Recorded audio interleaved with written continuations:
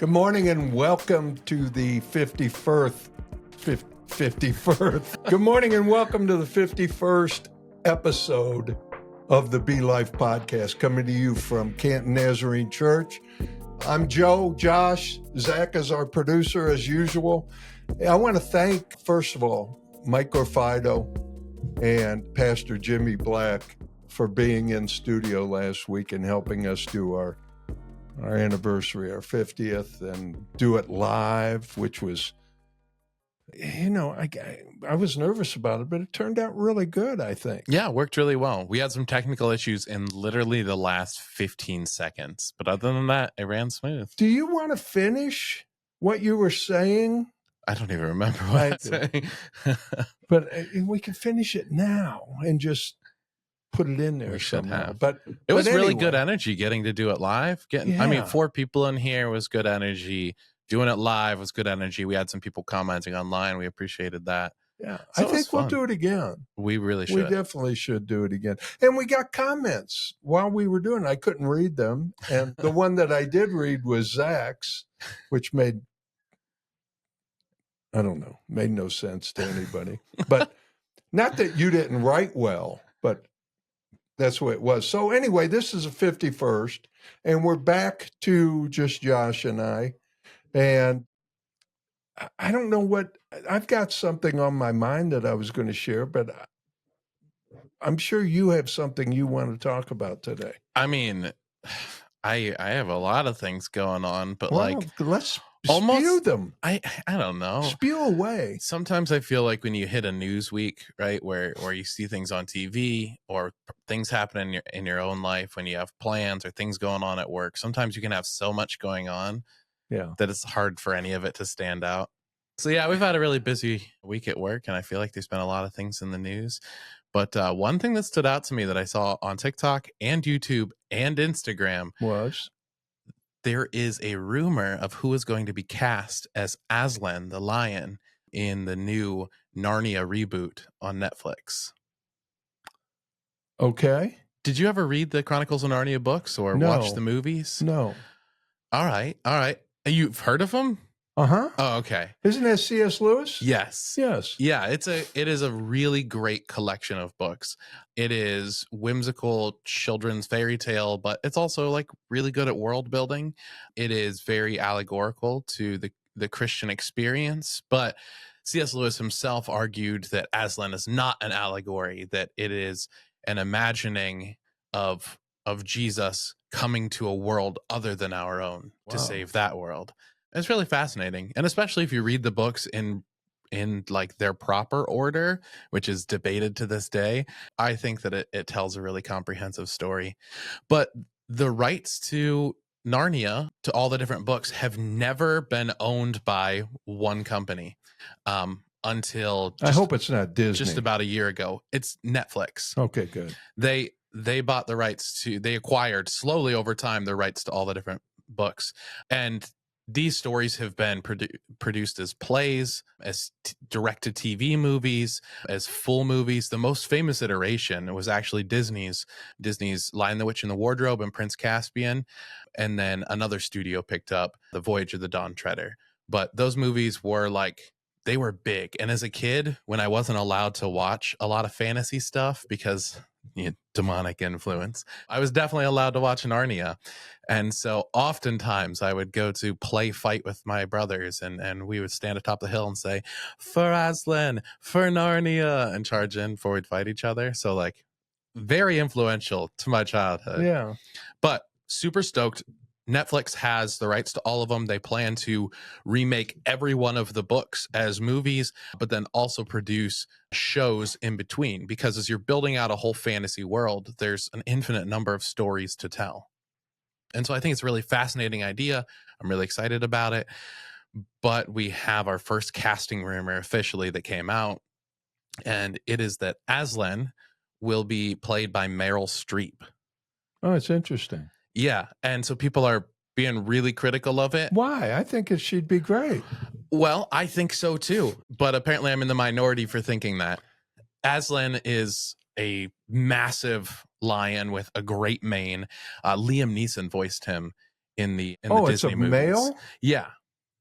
And so how is Meryl Streep playing that? Well, that's what I'm curious about. I don't know if they're planning on Aslan to have multiple voices, if she is going to do the singing portion, because Aslan, when he's creating worlds, does it as both a lion's roar and a mighty song, and out from his mouth the worlds are created. And it's a play upon, you know, the themes we see in Genesis 1 and 2, where God speaks the world into creation. Don't you worry? See, I would hate it in the hands of Disney, because Disney they would never do justice to a Christian slanted book. Well, that's the thing that I think holds a lot of implications with this book series, is it is very overtly Christian, but at the same time, like, for a lot of non-Christian fans, they will say it's not Christian at all. It's just a fantasy series. Well, I understand that. And you so you're can read having the to appeal Bible, and if you don't believe in God and Exactly. Jesus, you look at it and go, you know, oh, this is a great story. Exactly. And so I think that if you're trying to hit both of those crowds, it's going to be tricky.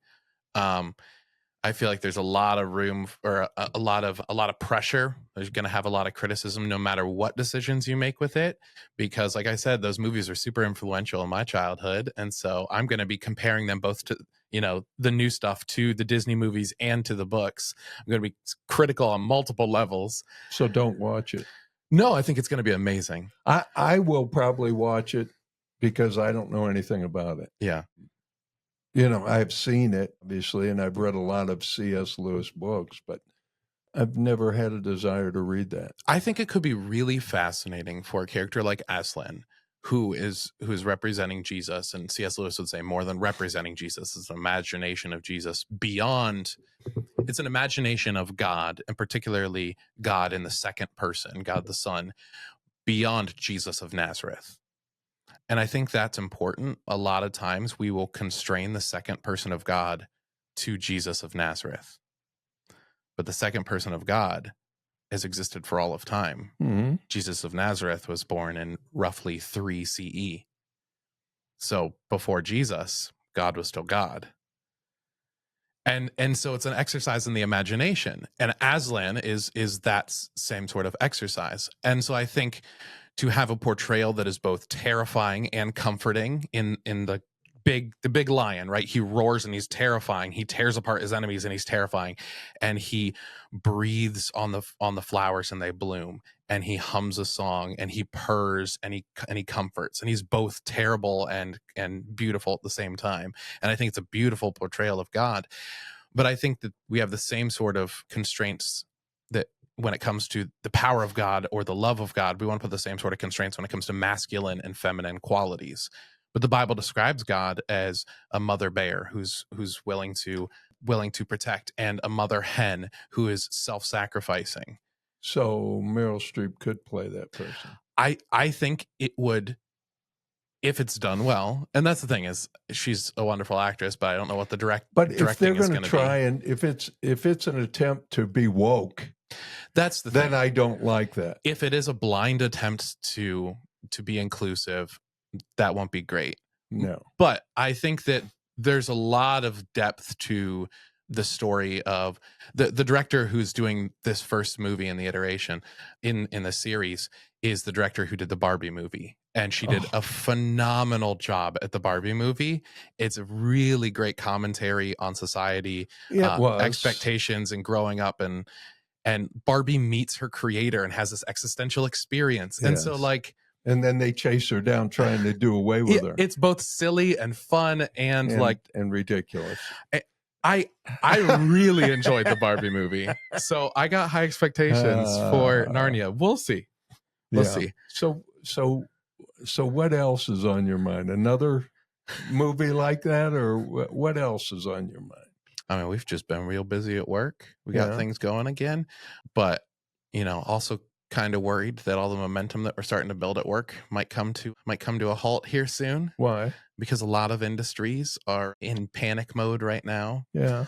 There's been a lot of news in the last 3 days, especially regarding some of the trade policies that are being put out by the federal government and how it's going to impact different industries. Mm-hmm. The tariffs. Yeah, the tariffs. Yeah. Yeah. So it's uncertainty. And I think uncertainty can be freaky for a lot of people. Yeah. And a lot of times adjusting, bringing things back to where they should be is uncomfortable, especially if for so long you have gone in one direction and allowed other countries to basically dump things on our soil and also not allow our products sold in their country. Or in the case of Europe, the European Union, it's almost impossible to get an American car there.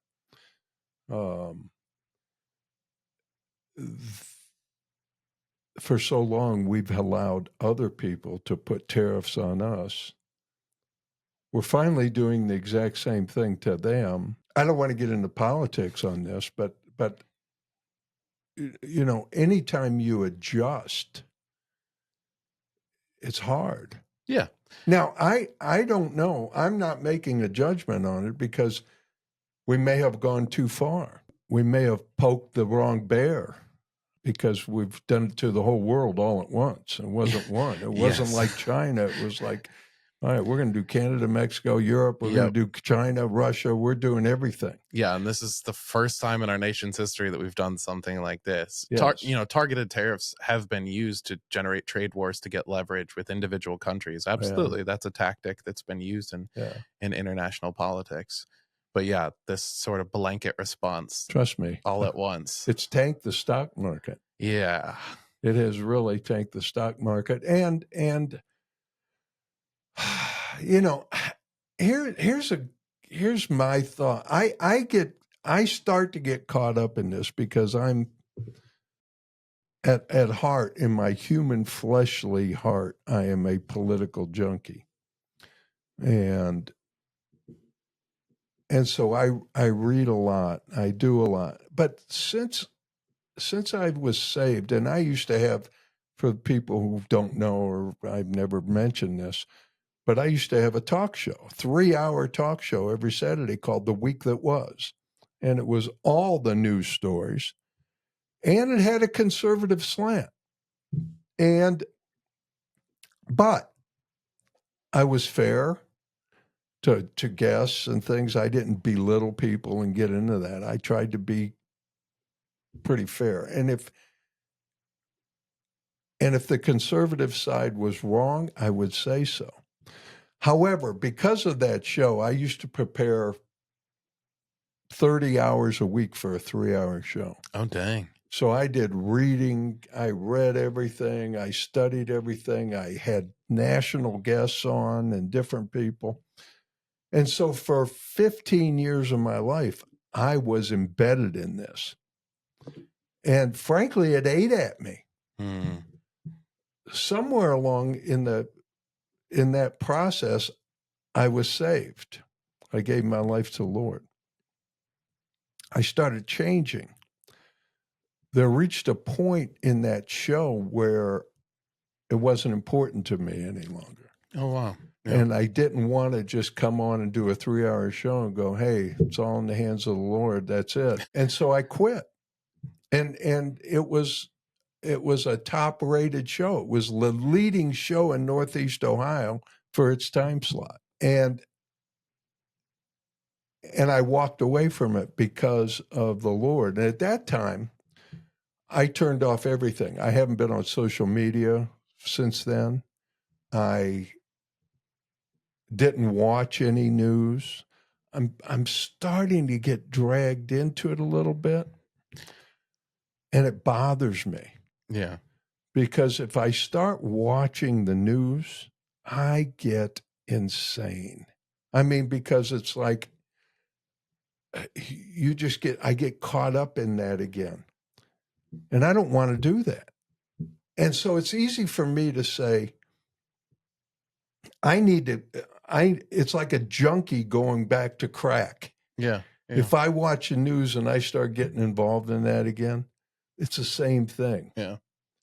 And I sense the anger. I sense the me versus them starting to come up and boil up.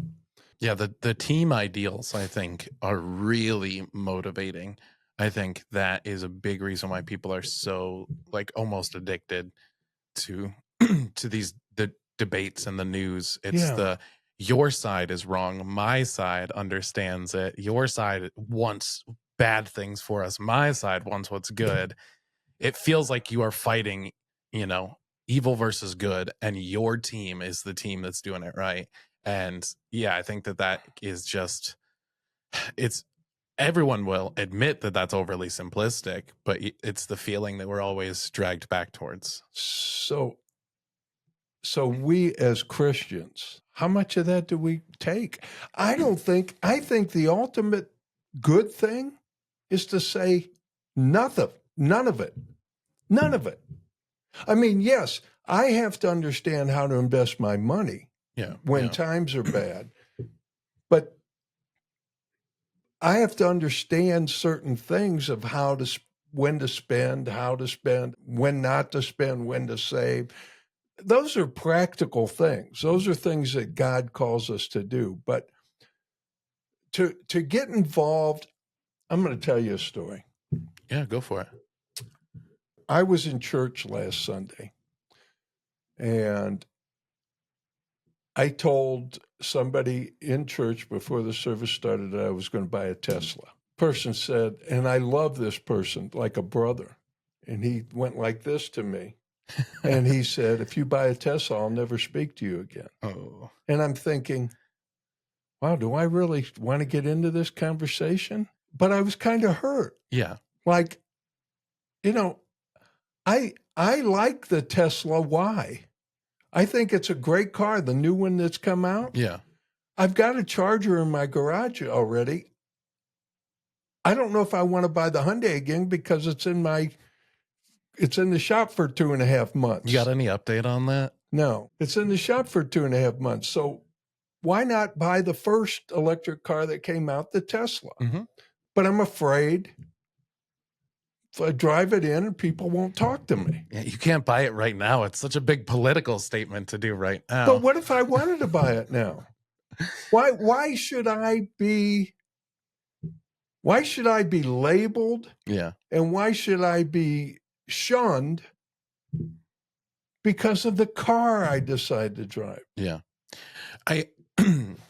Again, because we take complicated issues in society and in politics and economics, and we boil them down and we reduce them to a point where it's almost harmful to make assumptions about, you know, about the world based off of these very reduced understandings. We look for identity markers. Identity politics shapes so much of who we are and how we live our life.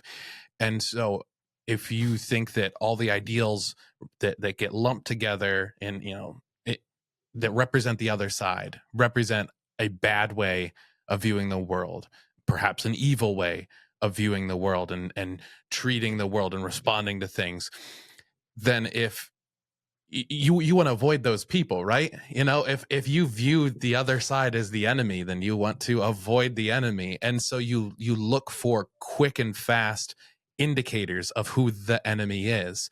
And those stereotypes, they run rampant, right? Like if someone's wearing a red hat, I'm going to think something about them. If someone has their hair dyed blue, I'm going to think something about them. But you're describing the worst of the world. Yes. You're describing a person lost in the world. That should not describe a Christian. 100%. I definitely think we are called to something more than that. And so let me say this. I know that personally I need to avoid that. I need to avoid heavy doses of the news like I used to when I was on the radio. Yeah. In fact, I can't even watch a little bit of it. Dude, do me a big favor and never get on social media. Social media algorithms are absolute information silos. Whatever you like, if you're watching this right now, please listen to me. Don't believe the lies of the internet. Whatever you see in your feed is there because your feed wants you to see that. When you think the whole world believes this, because look, I saw 100 posts in a row that share the same idea. No, those are just the people that happen to agree with you. The algorithm's putting it right in front of you. And you must think everyone's so enraged about this thing that came up in pop culture. No, the algorithms just put them all back to back to back. There is a plethora of opinions and understandings and worldviews and perspectives and beliefs and experiences. The algorithm is just putting you into a silo to make you scared and angry and make you continue to swipe. Let me ask you a question. Are you on social media? I am. You just got done lecturing everybody. And I my favorite social media is TikTok, because the algorithm gives me a healthy, it gives me a more robust balance. Balance, because I genuinely, like, we're not a big enough show. You've heard of the Daily Wire, which is a media conglomerate, conservative. I listen to a lot of Daily Wire shows, and I also listen to a lot of late night hosts like Jimmy Kimmel or Colbert. I love The Daily Show. And then I listen to a lot of like very out there left-wing people. Those are pretty out left-wing. Well, yeah, that's Kimmel. Yeah, they're pretty Colbert. With the current administration, they're definitely a critical left-leaning. So I like taking it all in, and so my algorithm is on Facebook or on Instagram struggles at that, and on TikTok I happen to get content from all of those sides, and I really like it. I can't do it, and I think, and I'm going to say this: I think as Christians we need to get off of it. We need to get off social media. We need to stop watching the news. You know, if something horrible happens, if something happens and we have to turn it on, it's a national event or it's something going on. But let's face it, 24-hour news the way it is. I mean, when I grew up, your news was at 6 and 11. There were 3 networks, and you got local news at 6. You got national news with Walter Cronkite or somebody from 6:30 to 7 for a half hour. So from 6 to 7, you saw the news. At 11 o'clock, you saw local news again for a half hour. That was it. There was no more news. So you were turned off of that. Basically, if you needed to know what was going on in the world, you watched those news at 6 and 11. It was a healthy dose of news. The rest of it was programming, entertainment. It didn't have a political slant. It was Ed Sullivan, guy juggling, plates on sticks, and Topo Gigio, the little Italian mouse, and all those things. It was enjoyable. It was entertainment. Yeah. Our world, there was a distinction between entertainment and news. Well, news was not at that point entertainment. Yeah. It was news. Yeah. Now, news is entertainment. Yes. Now, news is provoking. Now, news evokes emotion. It's meant to. We were much healthier then as a society. We weren't inundated with how we were supposed to act. And as Christians, I am convinced that we cannot do that. We cannot be in the world. We could be in the world, not of the world. We cannot get so involved in it that my identity becomes an or a D or a C or an I or whatever, that we have to separate ourselves. We can't be upset at people. See, you're more liberal than me. I don't care. I really don't care, Josh, because I know your heart. If I get involved in that, I will become a raving lunatic. And I don't think I'm out of the ordinary. No.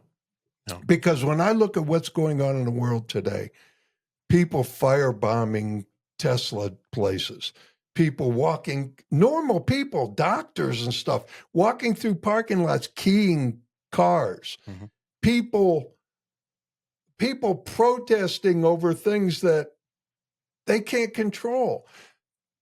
I saw yesterday that one of the college campuses, they had a Jewish community day where they were just the Jewish students of that college were out having it wasn't a protest. They were just enjoying their day, community day. And people flooded the place to protest and scream at them and scream obscenities. And I'm thinking, this is World War II all over. All over. These people are out there enjoying their day, and you have to come and ruin it. And the same thing is true for anything. People try and have a good time or be associated together. I'm sure if we got together and went out to a park and said, we're going to have a Christian get together today, we're going to have Christian music, and I'm talking about public park. I'm not talking about like Clay's Park or something where you have to go through a gate and everything. I'm talking about, say we went down to Monument Park and we had a big Christian get together and we had music and everything. I guarantee you people would show up to protest us having a good time. This world is sick. And it's sick because we get too much of this. We get fed too much. And we need as Christians to back off. I shouldn't have a conversation in church about what kind of car I want to drive. You know,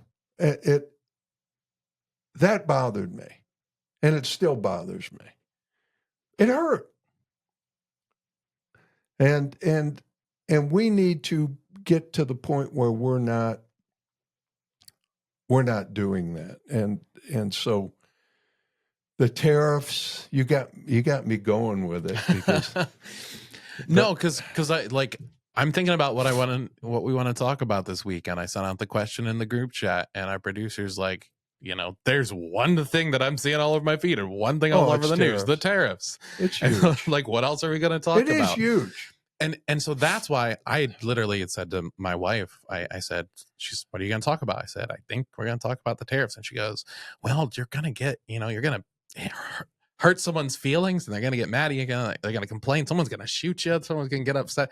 And I'm like, I hope not. I hope we have honest enough conversations that are mature enough that we're not going to push someone to the point of. You know what, though? As soon as you mention anything in this world that we live in, there's going to be someone that's going to hate you for it. I'm hoping it should never be a brother in Christ or a sister in Christ.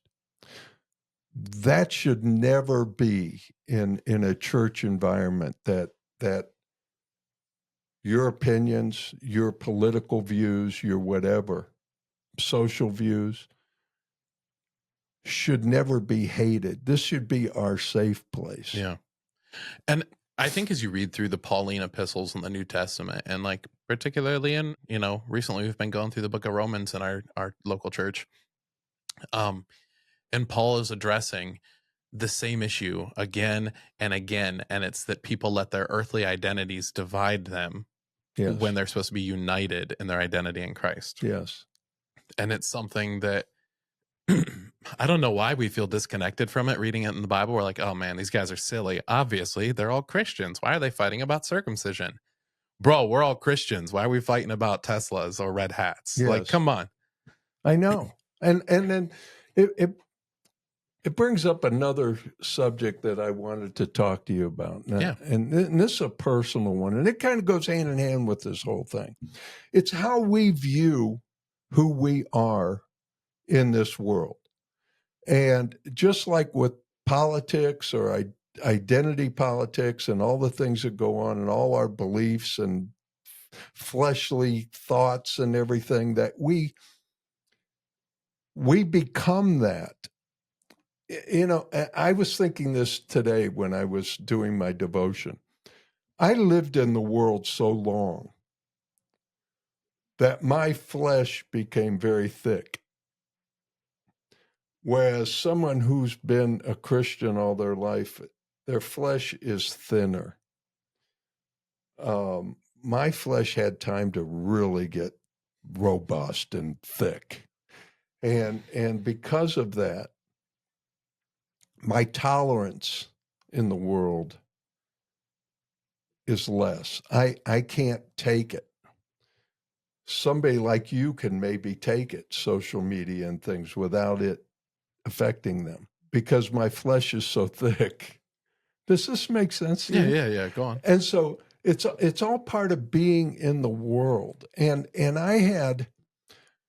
I'm 72. I've talked about this. I'm 72 years old, and some of my very close friends, my brothers, guys that I went to college with, played football with, very close to them. One of them, my old roommate from college, and a guy I just dearly love, called me, and I had known this was coming because I had talked to his son and things. But he called me, and he and his wife both have dementia. They've both been diagnosed with dementia. Her 3 years ago. So I knew I've been living with that with him. Yeah. But now him. That's wild. Both just fully alive people. Scott and I have talked. We used to talk 3-4 times a week for 2 hours at a time and just joke and be silly and stupid and just talk. And he and I were roommates when he met Deb, his wife, and I've known them forever. And he called me the other day and he said, we just started talking. He goes, I got to tell you, I've got dementia. I said, Scott, I was pretty aware. I've talked to Ben, his son, but what's going on? And he said, well, I'm probably not going to be able to drive. Deb can't drive. They live in a beautiful home out in the country in Minnesota. He was a park ranger, a forest ranger for years. Yeah. And the only thing he ever wanted to do, he didn't even graduate from college. He didn't care. He played football. As soon as his eligibility was done, he went home. And he didn't even graduate. And he was pretty close. Yeah. But he just went home. Because he knew what he wanted to do. He knew what he wanted to do. And I always loved him for that. So now they've got to sell their home.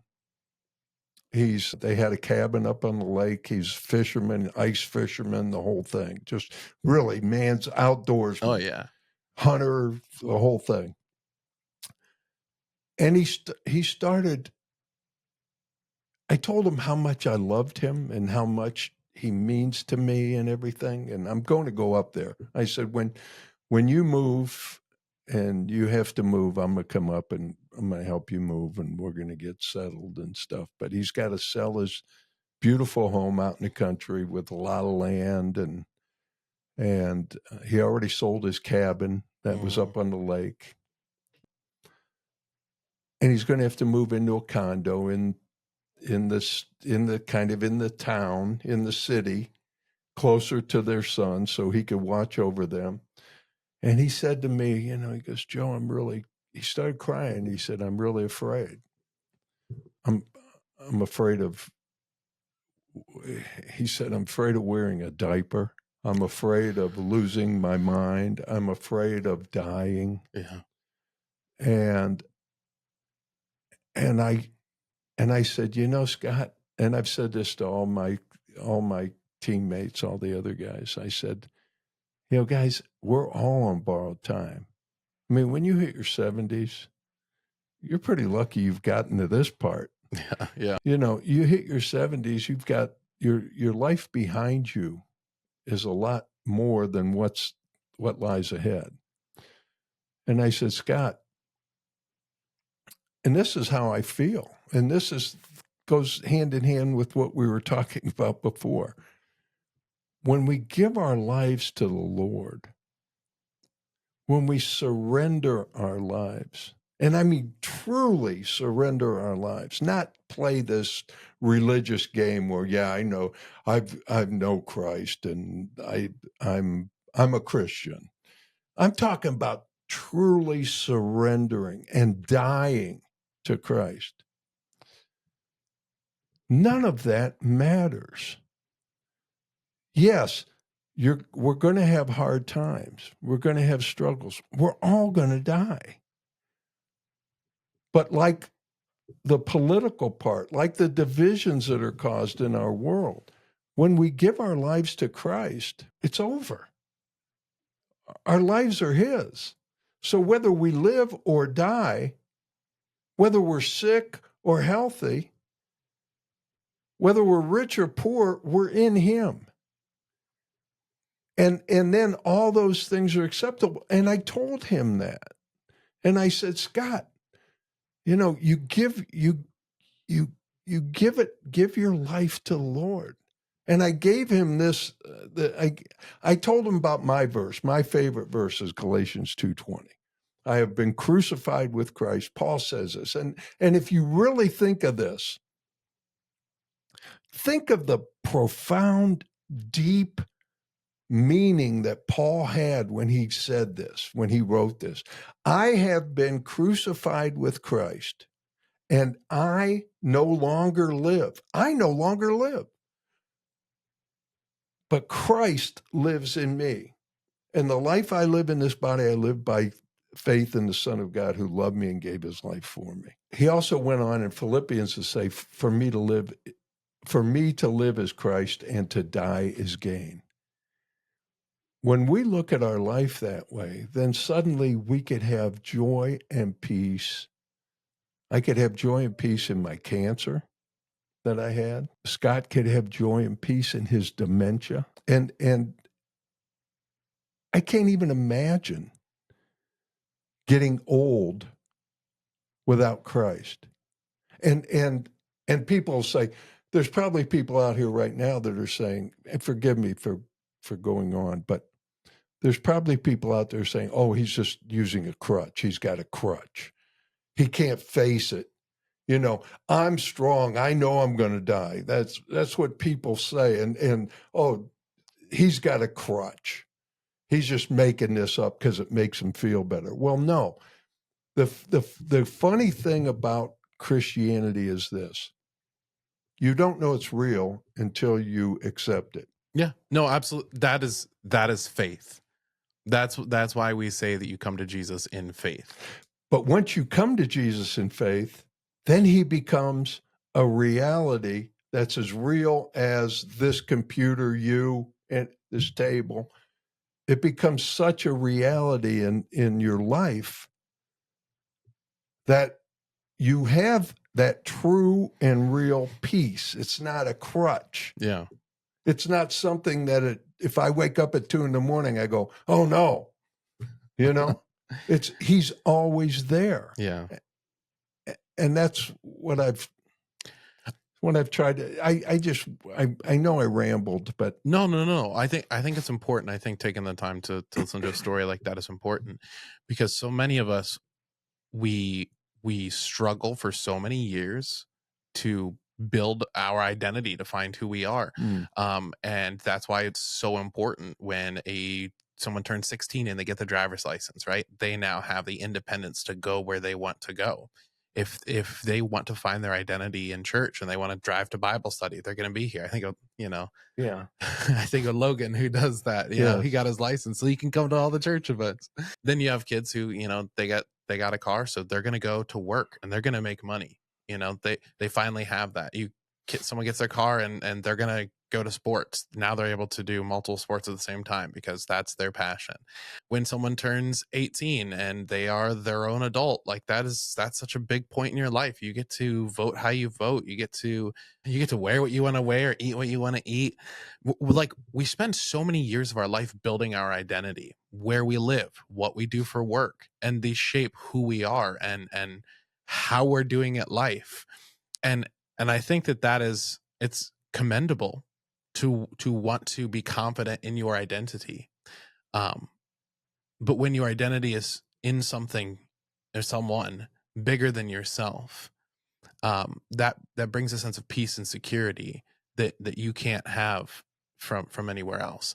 And I think that my identity being in Christ brings me that sense of security, as my peers are, having kids and worrying about how they're going to be a father or mother for the first time, or looking for a house, or still living at home and trying to balance their relationship with their parent, and they're struggling to figure out who they are and how they're going to live life, moving from a job into a career. Like, through all of that, like, I have Christ. So no matter what changes come in my life, like, I still know what my identity is. And then for someone, for your peers in your season of life, as they've spent decades in the routine of life, knowing who they are and what they enjoy and why they enjoy it, and then having some of those things stripped away, like not being able to drive, having to, be retired, having to move, having to like lose your freedoms. At that point, your identity that you worked so long to build up is being taken away from you. But if your true identity is in someone or something bigger than yourself, you have a sense of security through all of that. Yeah, you brought up a great point, because I think the longer the harder you work to create that facade, to create that mask, to live the charade, so to speak. Because let's face it, part of establishing your identity is hiding your real identity. and so you go through life and you finally tune who you want others to see you as. Mm-hmm. And you finally start getting it to where you want to be and how people see you. And I think this is so hard for people. And then that starts to be stripped away. Yeah. Someone whose identity is beauty, handsomeness, ruggedness, physique, suddenly hits 50 and their triceps start to sag, and things don't look quite the same, and things are different, and it starts to steal it, and then you get facelifts and you get body tucks and you get yep. And then then you reach a point where you've done so many you look worse. and then other people do it with wealth. And if I have enough money, people are going to accept me. They're going to love me because of my money, regardless of what I look like or regardless how old I am. And so it's a constant world struggle to maintain that facade. And the ultimate ruin is the thought of death. And I don't mean to be morbid. This isn't morbid. This is fact. And so then it becomes such a fear. I've got to grab the gusto. I've got to grab on everything I can. I got to do this. I've got to do that because I'm dying. Yeah. And Jesus has always said, I have come to give you peace. I have come to give you rest. I believe he knew exactly what he was saying. I mean, there's so many areas, but basically, stop. Stop. You are not your physical body. You are not what you make of yourself. Give it up and be me. And then when you get to that point, I joke about we were joking with, again, this same group of men. We talk every day, my brothers, and most of them are Christian now. Yeah. But we're joking, and people said, well, hey, you got to pray for this guy because he's having back surgery, and Scott is going through dementia, and Ray has cancer, and I've had cancer, and I said, I jokingly said, hey, you guys want to start a pool? And they said, Joe, that's kind of warped. And I was like, but there was a part of me that was like, we can't control this. Why not just joke about it? Let's do a poll. Sure. Let's. And so I can't even imagine how I would be right now without Jesus Christ. Yeah. Yeah. I might be a wreck. I might be the guy getting the, artificial shoulders put in and stuff. I don't know. I'm just saying, and I'm being facetious kind of, but maybe, but the peace that comes with Christ. Again, I will say this. Anybody who's listening who doesn't know Christ is saying, well, probably have a crutch, but the faith comes first. The reality of Jesus comes after. There was one verse in John 12:23-25. Jesus replied, and I wrote this down. Jesus replied, "The hour has come for the Son of Man to be glorified." Now he knew this is Holy Week. He's knowing now that he's going to die. He's going to be crucified. And he says, "Very truly, I tell you, unless a kernel of wheat falls to the ground and dies, it remains only a single seed. But if it dies, it produces many seeds.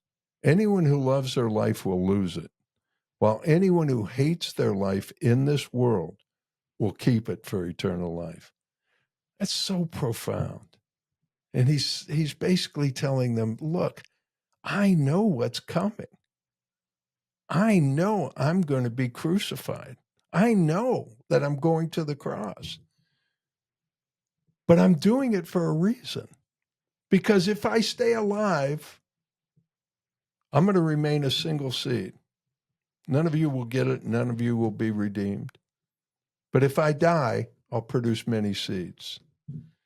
And then he goes on to say, we need to hate this life. We need to love those around us, but we need to hate this life. And that's the politics, the sicknesses, everything that goes, the good things, all the great things that happen, all the things that I absolutely am so grateful for in my life. But we need to hate all those compared to being with him. And I want Scott to know that. I want others to know that. But so much of what you said there is really summed up in the Christian mantra, memento mori, remember you will die. Yeah. And it's a phrase that I told my wife I want it tattooed on me, and she goes, "Oh, no."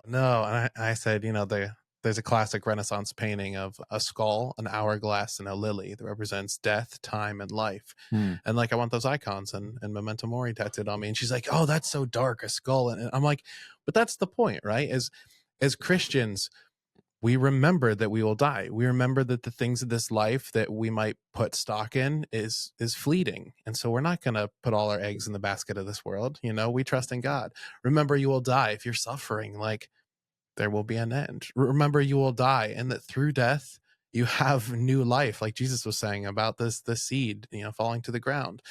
There's so many reasons why we should remember death, that it should both humble us and motivate us to live intentionally the life that we have. And we need to look at death differently. Death is morbid if that is your life. Yeah. Death,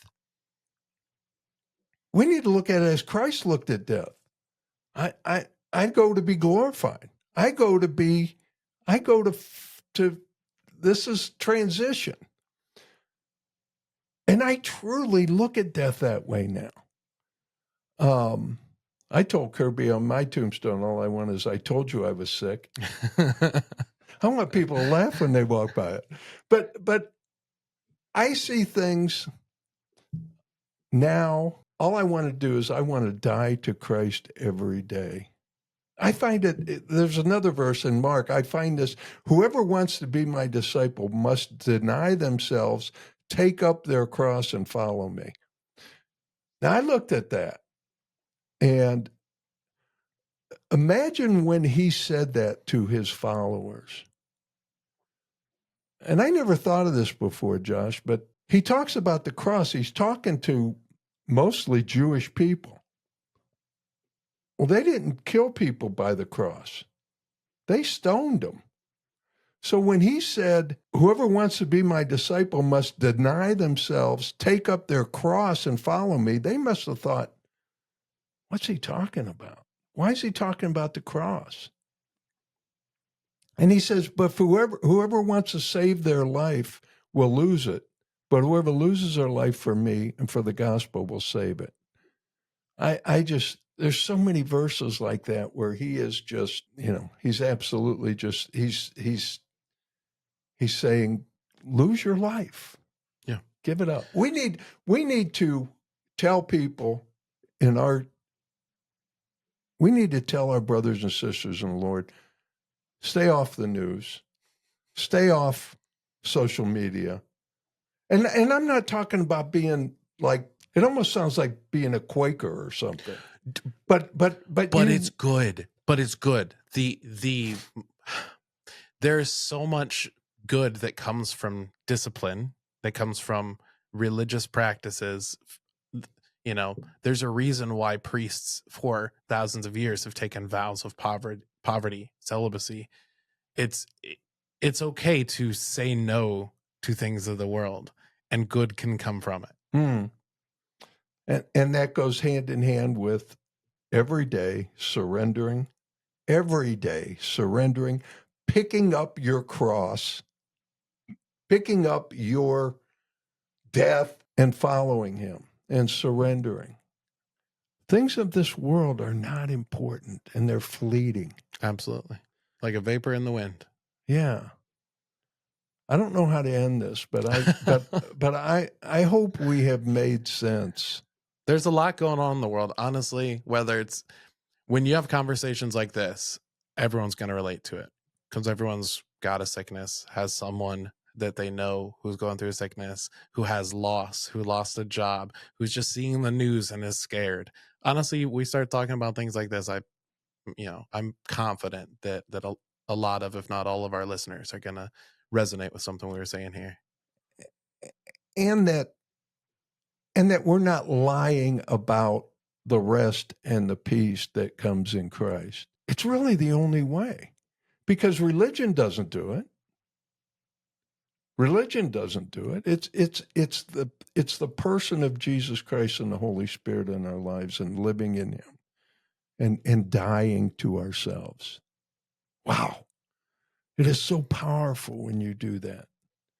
And all the other stuff fades. Wow. I'm like, I just want to break into prayer, but anyway.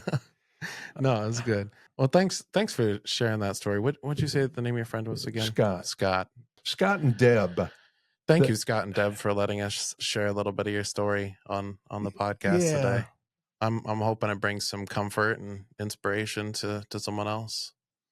Yeah, and he does watch, and I told him I was going to talk about it, but cool.